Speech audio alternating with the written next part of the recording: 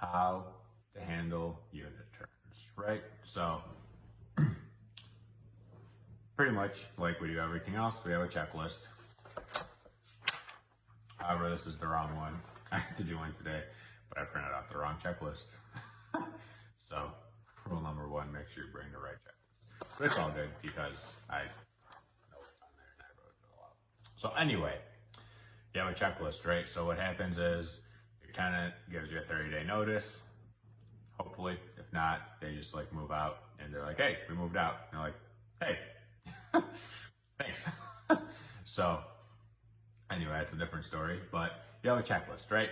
So the property manager goes to the property and inspects the interior and exterior, right? If it's a single family house, interior, make sure that it's kept up to the standard that is in the lease. And if it's a multifamily, obviously the property management company takes care of the exterior.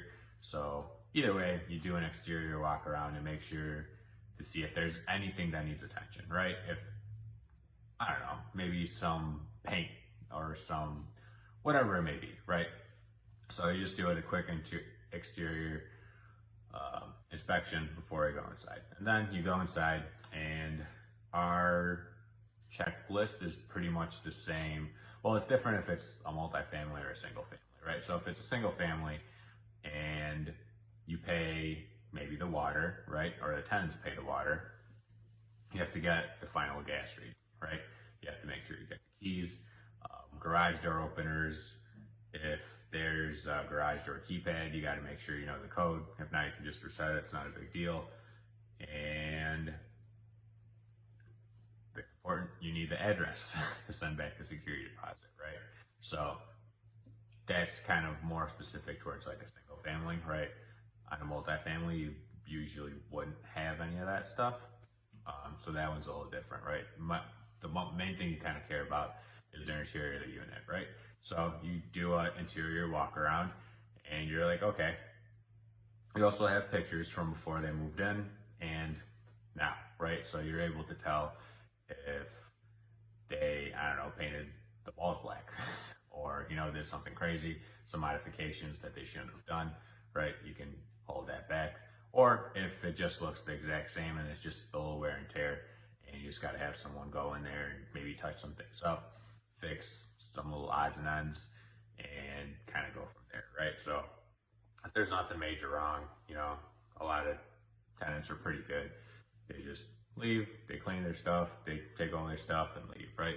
Some tenants trash it, but right, you never know. It's a roll of the dice, but most of the time everything's really good. You just send them their security deposit. Oh, I can't think of that. And then you do little touch-ups. Maybe you got to paint some walls. Maybe you got to fix a leaky faucet. Maybe you got to fix some stuff, right? So our checklist goes through it like room by room, and it pretty much asks what the walls look like, what the floor looks like, what the ceiling looks like, what the fixtures look like, everything, right? To make sure that everything's good. Because this is like so super important that we make sure that everything in the units is functioning and everything is good, because there's nothing more annoying from like both parties. Look at it as a new tenant moving in and as a property manager, you just turned a unit and the new tenant's calling you that, hey, this isn't working, that's not working, this isn't working, right? So as a property manager, that's super annoying, right? Because you're already there turning the unit essentially, right? And then for the tenant, again, that's super annoying because they just moved into their new place and they just found all these things that don't work, right? So we want to make sure that we find all those things, get them fixed while we're already there, and right, make sure when the new tenant moves in, everything's good, there's no issues to worry about, right? So that's why the checklist is so important that I forgot. And the reason I did it today was it's a new building that we purchased and I wanted to walk through it because I've never seen the unit before. And it looked really good. They did a really good job cleaning it, and I went there because I didn't know if we were gonna actually like do a quick turn on the unit, as in new flooring, do some updates in the kitchen and bathroom, or if it was good the way it was, right? So I was able to tell right away that, hey, this place is good, still has carpet, still good. We're not gonna redo the flooring, we don't need to repaint everything. I don't think the people were in there for very long, and they were very clean and took a good care of it. So we can just re-rent that at market, right? And yeah, the checklist helps with that. And then again, it gets you a good opportunity to go take some fresh pictures and, you know, post that unit up for rent, right? So that's usually what we do for turns. And obviously there's, you know, different things that happen. Sometimes you just do a quick turn where you just do some touch-ups and cleaning.